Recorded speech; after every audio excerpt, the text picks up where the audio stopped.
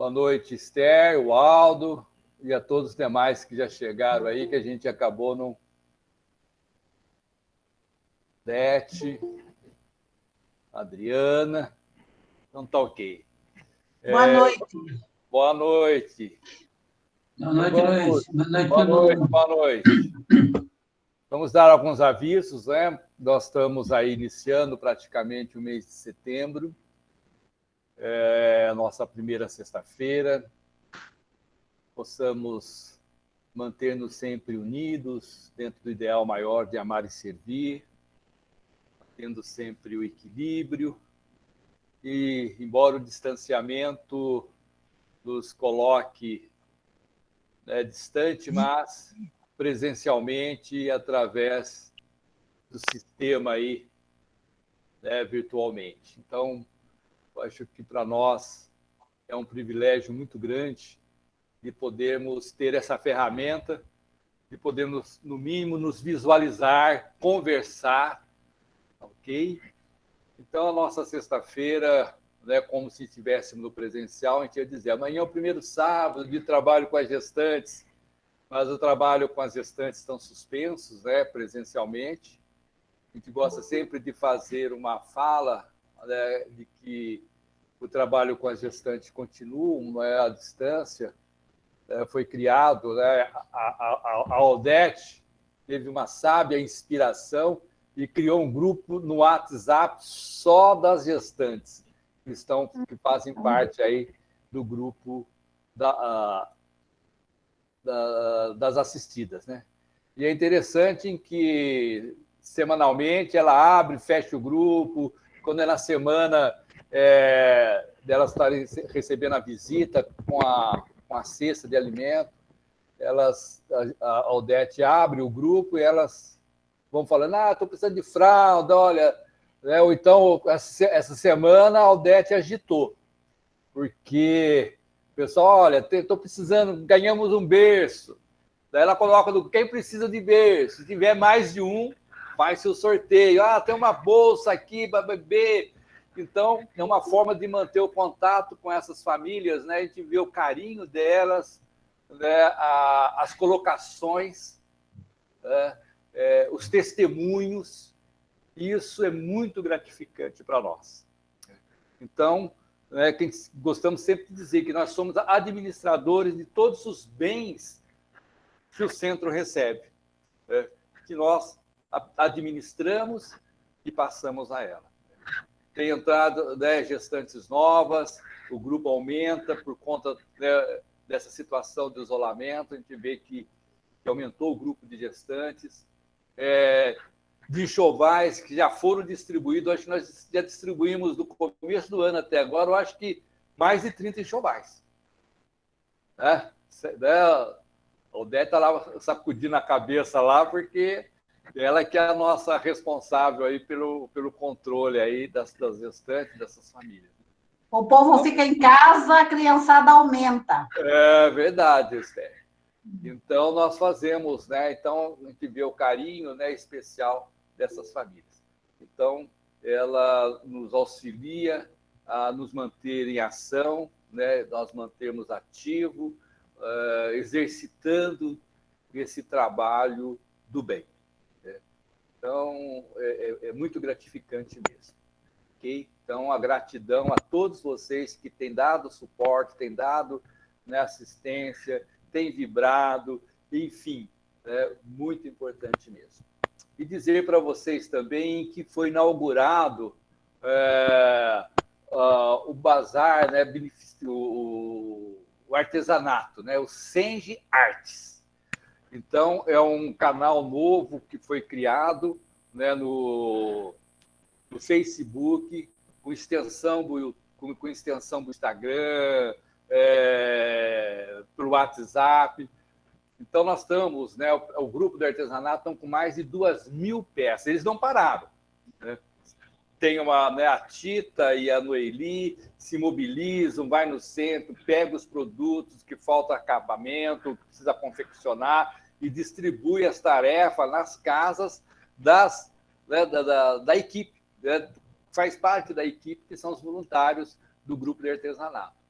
Então, eles já iniciaram a exposição, né, e venda desses produtos. Então, visitem, né, no Facebook a loja, né, que ela é uma loja específica somente para, né, a exposição e venda dos artesanatos confeccionados pela equipe do Senge de Artesãos.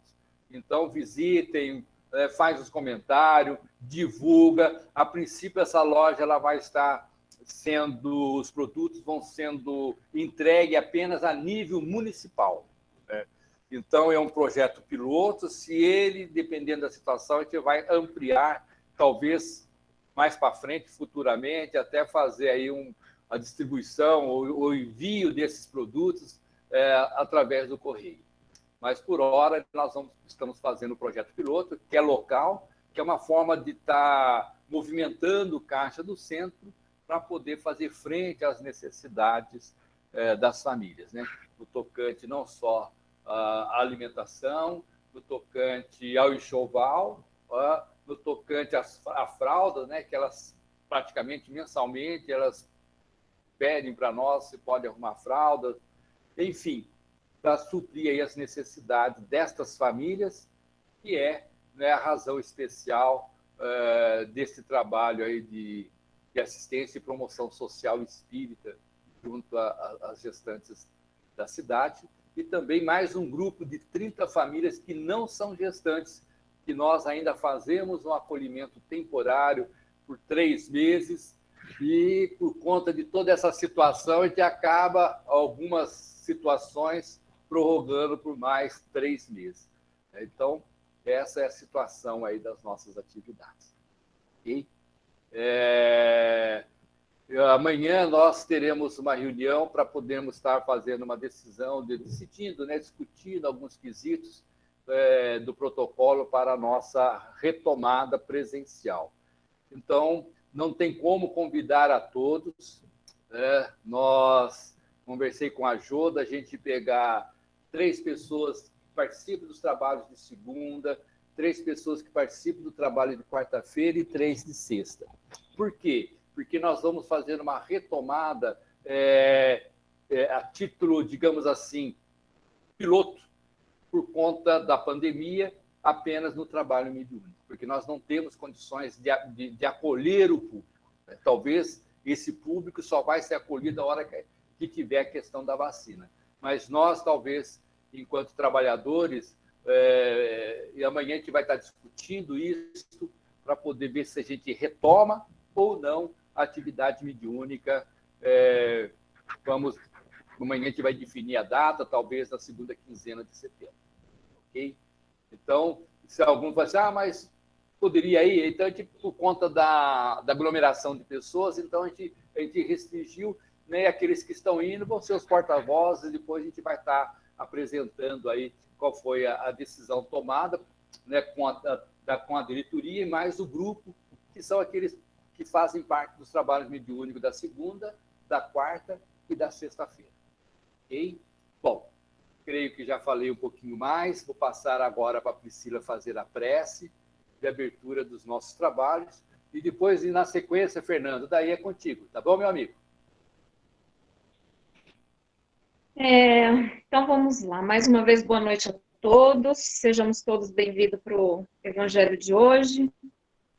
E vamos fechando os nossos olhos por um instante, elevando os nossos pensamentos até Deus, nosso Pai, ao Mestre Jesus, esse irmão querido, mestre de todos os mestres, e vamos nos conectando com aquela casinha bendita, o Senge, aquele espaço gostoso. Vamos nos colocando através dos nossos pensamentos, todos nós sentados lá naquela cadeira, bem aconchegante, de uma forma carinhosa, sentindo a presença dos amigos queridos, dos amigos espirituais, que ali estão também conectados conosco, através dos nossos pensamentos. Que assim possamos ir nos acalmando, serenando os nossos corações, para começarmos a nos preparar para o comentário da noite, pedimos o envolvimento para o nosso irmão que vai fazer o comentário e que esse comentário venha para agregar em nossa vida, nos fortalecendo, nos dando sabedoria para o dia a dia. Então, com os nossos corações cheios de alegria, agradecemos por mais uma noite de trabalho, por mais uma noite do Evangelho, das palavras de Jesus, dos ensinamentos que Kardec nos trouxe. E agradecemos, Pai, por estarmos aqui reunidos em nome do Senhor, em nome de Jesus, com a paz em nossos corações. Graças a Deus e graças a Jesus.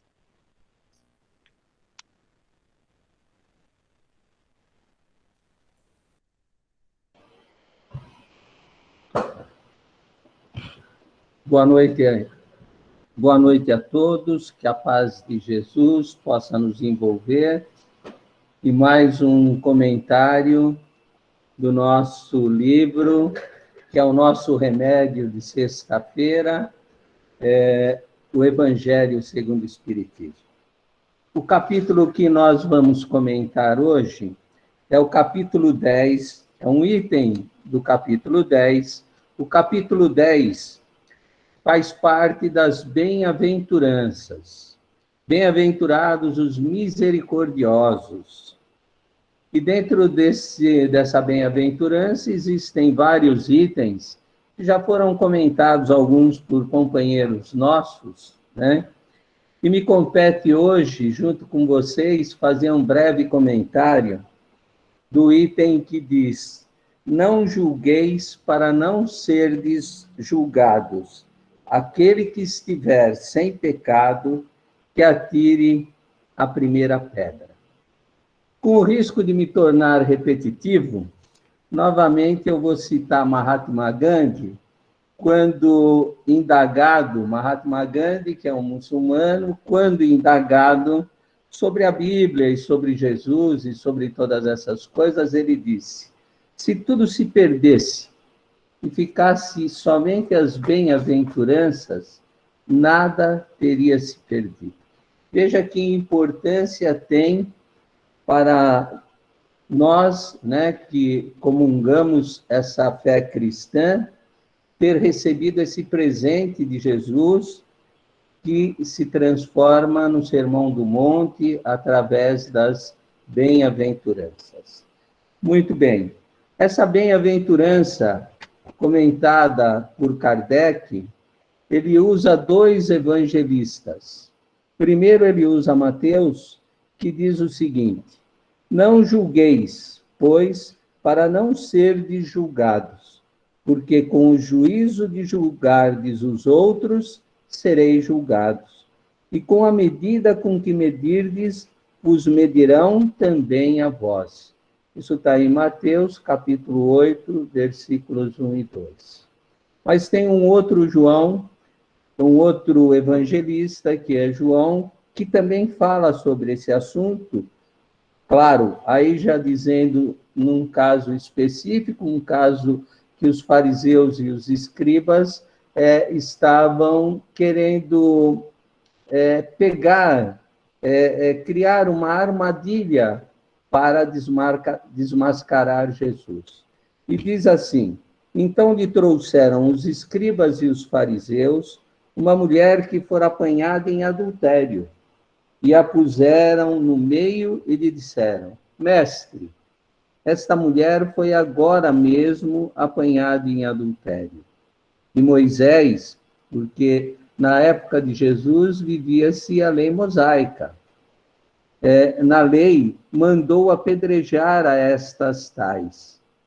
Qual é a vossa opinião sobre isto? Diziam, pois, os judeus, tentando para o poderem acusar. Jesus, porém, abaixando-se, pôs-se a escrever com o dedo na terra. E como eles perseveraram em fazer-lhe perguntas, ergueu-se Jesus e disse-lhes: aquele dentre vós que estiver sem pecado, atire-lhe a primeira pedra. E, tornando a abaixar-se, escrevia na terra. Mas eles, ouvindo, foram saindo um a um, sendo os mais velhos os primeiros, e ficou só Jesus, com a mulher que estava no meio, em pé. Então, erguendo-se Jesus, lhe disse: Mulher, onde estão os que te acusavam? Ninguém te condenou? Respondeu ela: Senhor, ninguém, Senhor. Então Jesus lhe disse: Nem eu tampouco te condenarei, vai e não peques mais.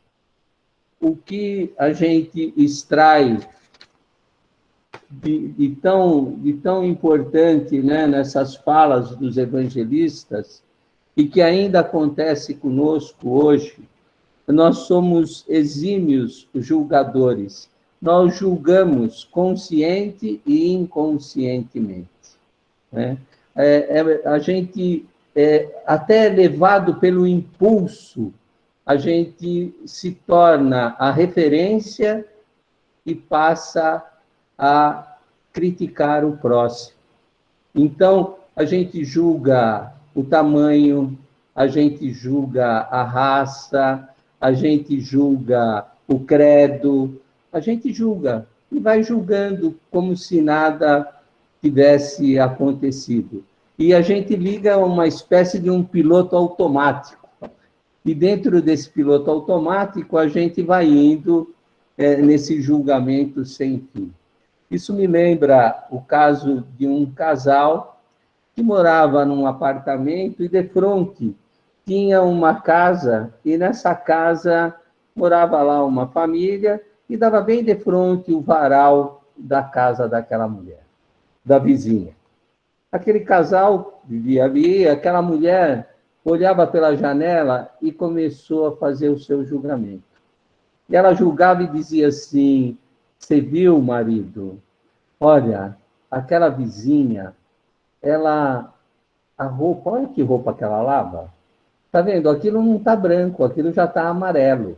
Olha, aquela coisa estampada, aquilo está tudo encardido.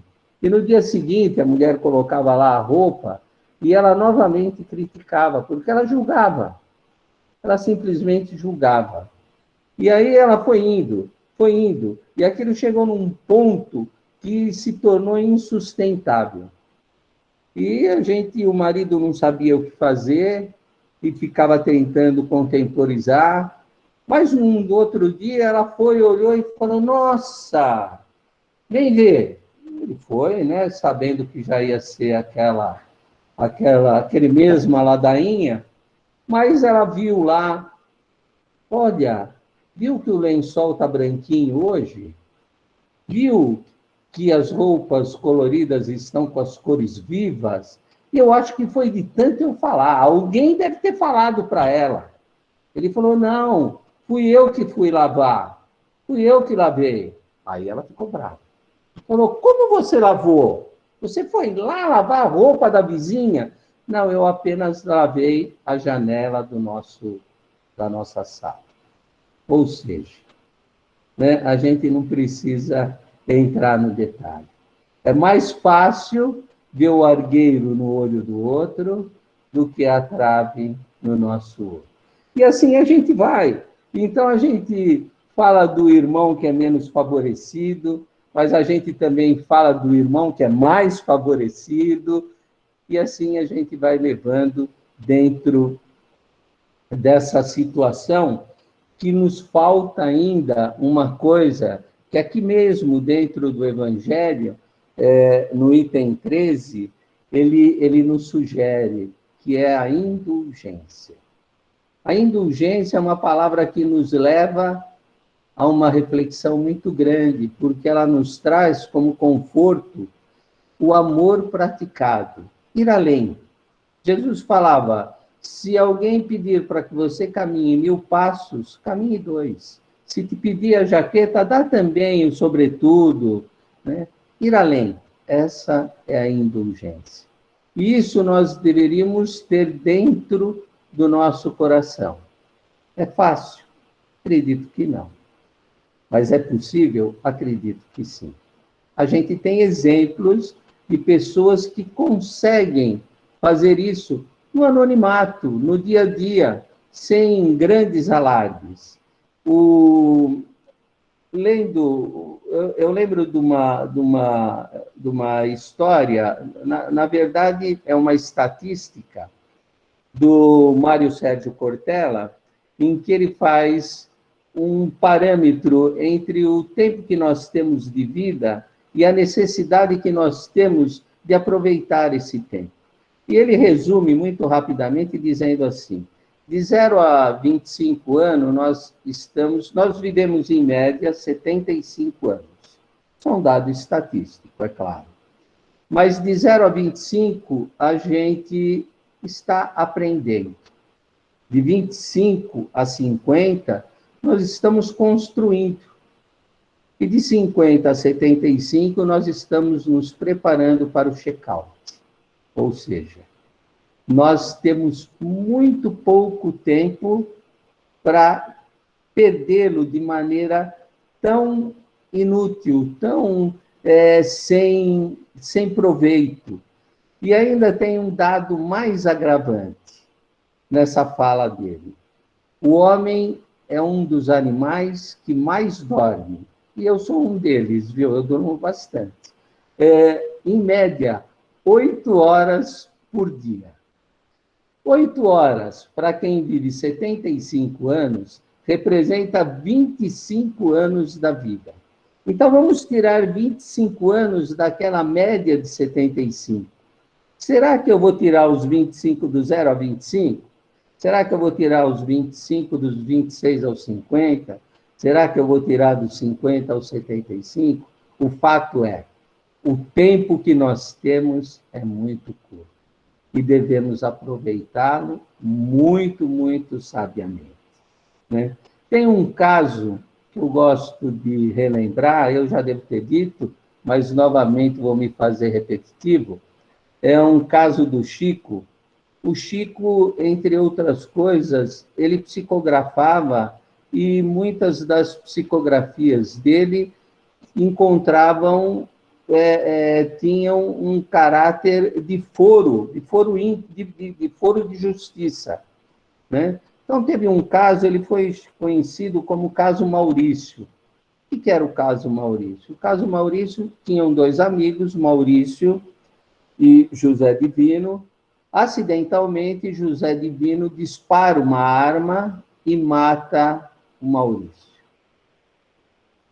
Maurício morre, José Divino é preso, e José Divino alega que aquilo foi um acidente. Na verdade, a arma caiu, quando caiu, ela disparou, acertou. Bom, Maurício, e ele vai preso e fica preso para ser julgado. Nesse ínterim, Maurício dá uma psicografia através do Chico, relatando o caso para os pais dele, dizendo: vocês precisam ir lá soltar o José Divino, porque o que aconteceu foi um acidente, ele não é culpado da minha morte. O meu desencarne estava previsto, e ele apenas foi um acidente que aconteceu. Bem, o advogado de José Divino pega aquela carta, coloca no processo, e o processo segue. Um juiz chamado Olimar de Bastos, esse fato é um fato verídico, né? Olimar de Bastos, lá em Goiânia, assume toda a região para fazer o julgamento de todos os casos criminais. Chega esse processo, e esse Olimar de Bastos, ele era conhecido por ser um homem com uma memória muito fotográfica, uma memória muito boa. E ele começa a ler, e na página 100 acontece o relato do crime dado pelos peritos. E ele lê, porque ele precisava julgar. Na página 170, ou seja, depois de 70 páginas, aparece a carta do Chico. Ele olha, e ele lembra que na página 100 ele tinha visto aquilo.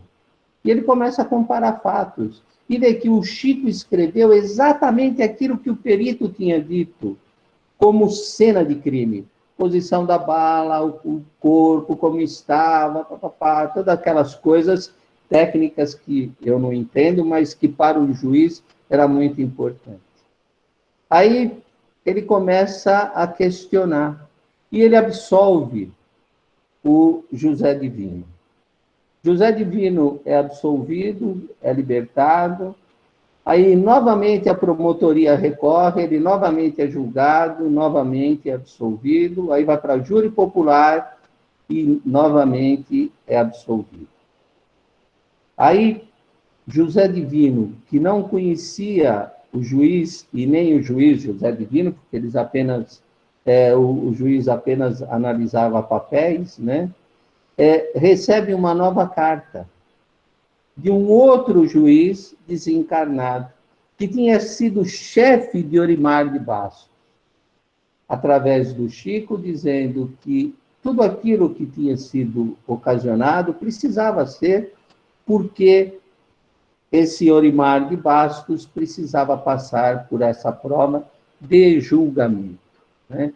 Então, é um fato que a gente tem presente, que nos mostra como a indulgência. Depois de muitos anos, esse juiz é entrevistado, e ele, como não conhecia quem era José Divino, eles colocaram José Divino segurando uma luz, e o repórter foi entrevistado, e o José Divino foi como um assistente dele. O juiz não conhecia.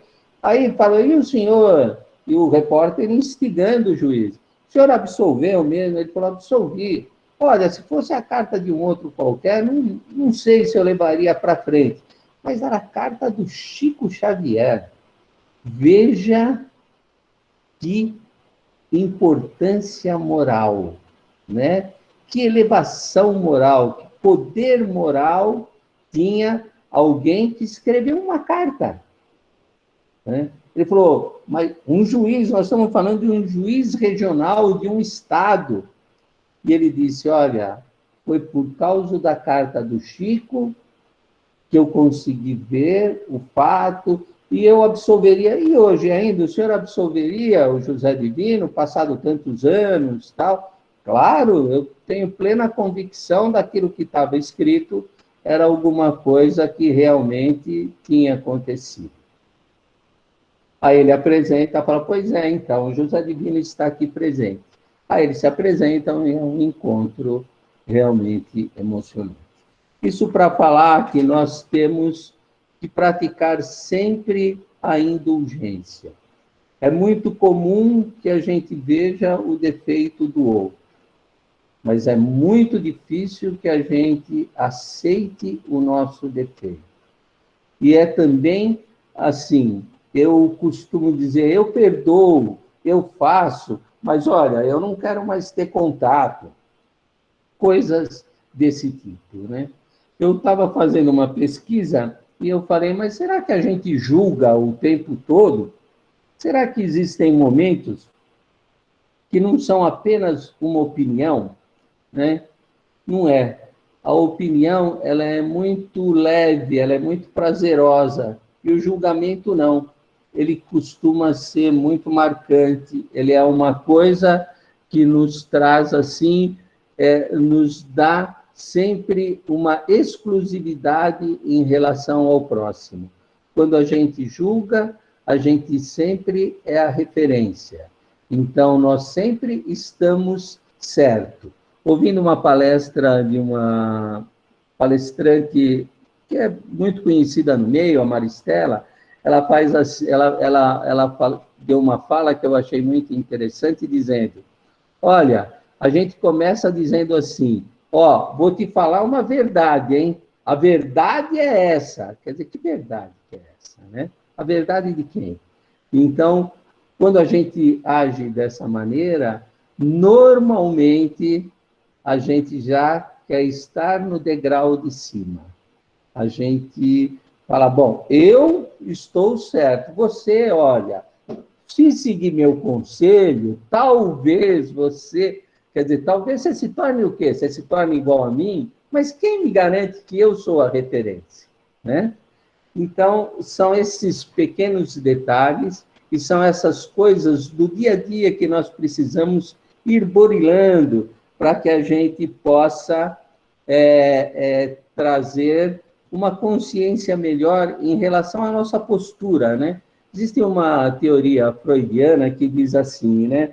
Quando Pedro fala de Paulo, sei mais de Pedro do que de Paulo. Porque, na verdade, quando a gente começa a falar do outro ou referenciar o outro, a gente projeta nele tudo aquilo que a gente é, né? Então, o ditado, ele nos mostra esse lado, essa realidade, né? E eu gostaria do livro, para a gente encerrar nosso comentário, né? Do livro Jesus no Lar, é uma psicografia do Chico, pelo espírito do Néio Lúcio, né? Tem uma história, é uma história que tem como título Um Problema Difícil. Então, tinha, no comentário de uma noite, existiam lá algumas pessoas, e entre eles tinham alguns filósofos e alguns sábios, e queriam identificar qual era o problema mais difícil de ser resolvido, né?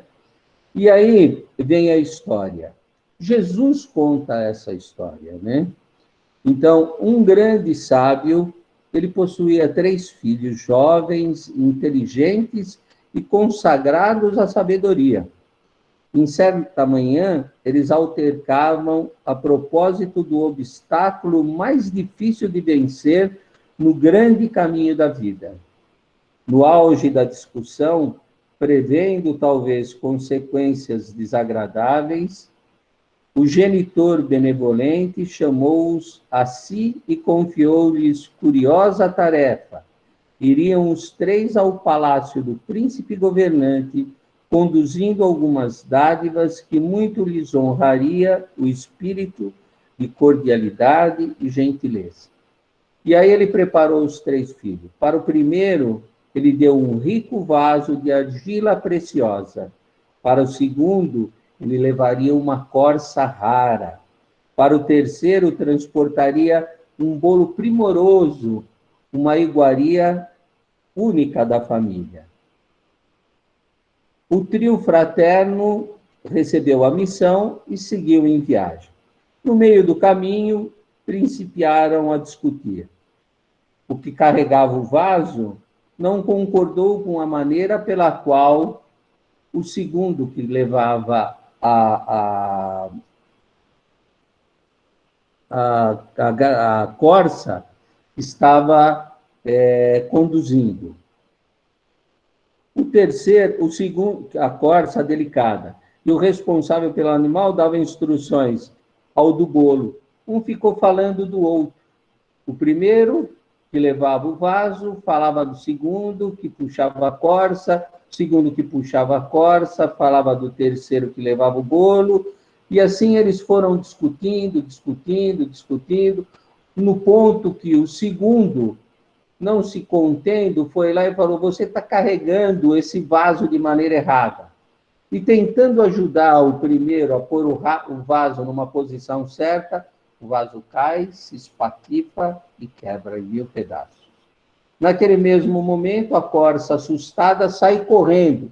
O terceiro, no ímpeto de parar a corça, deixa o bolo cair.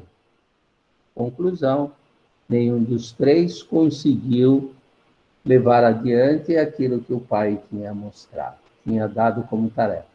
E voltaram, né? E voltaram desapontados e irritadiços.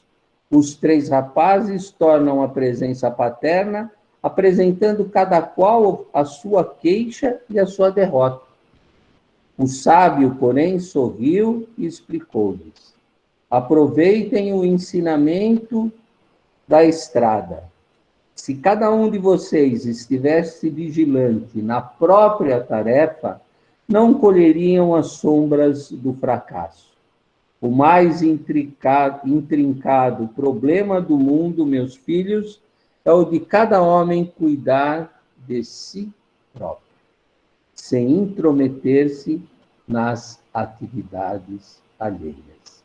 Veja que palavras sábias, né, que está no livro Jesus no Lar, psicografia do Chico, pelo Neio Lúcio.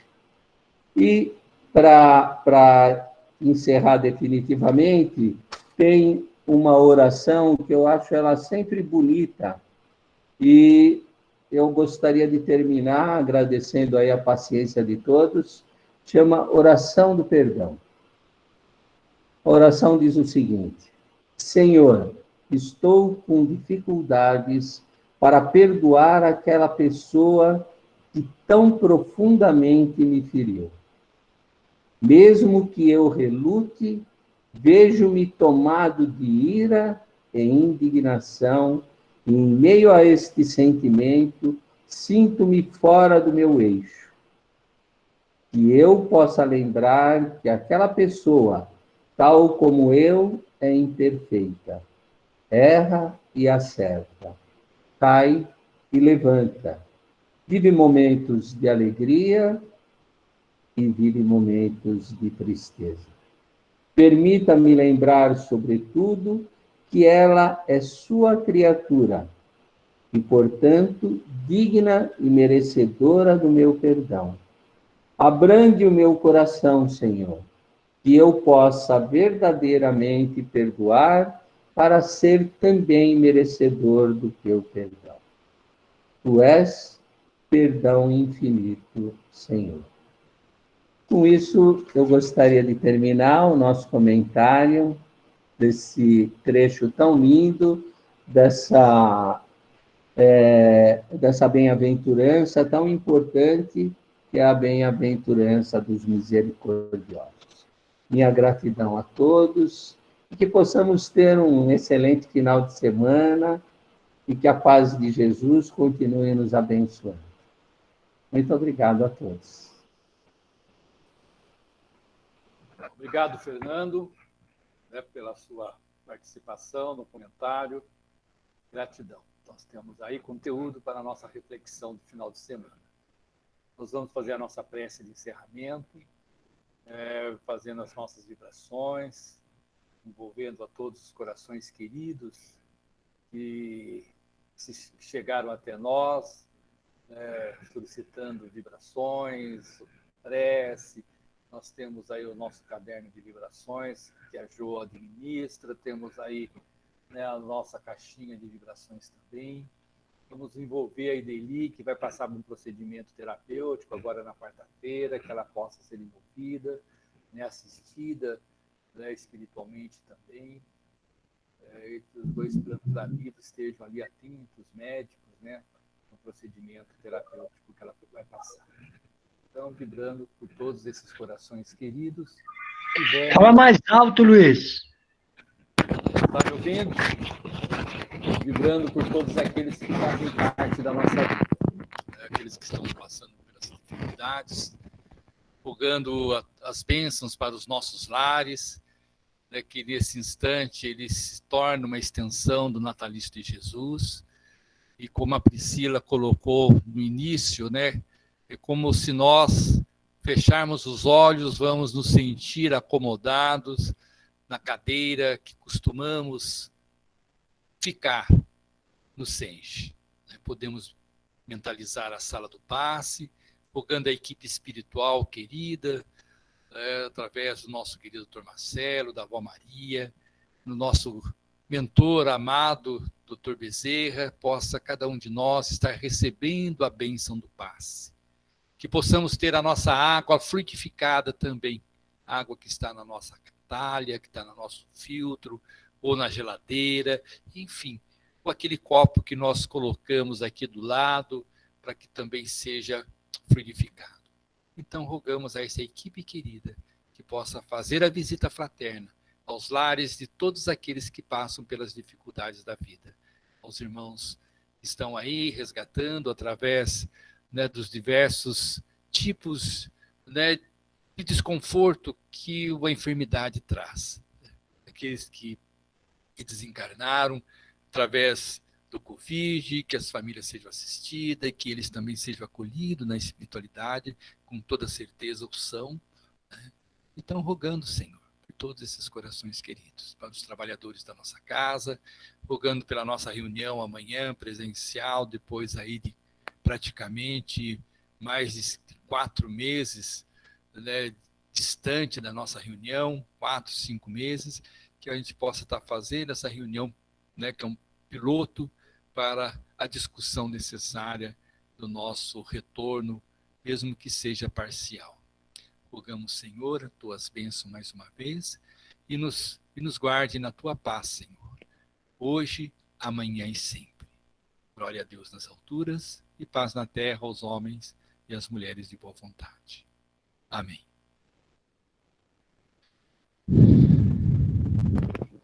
Boa noite a todos. Agora eu vou ver a live lá do doutor Alberto Almeida, que a Cláudia mandou. Muito interessante. Vamos lá. Legal. Bacana. Boa noite, gente. Boa noite. Gente, Muita paz no coração de vocês.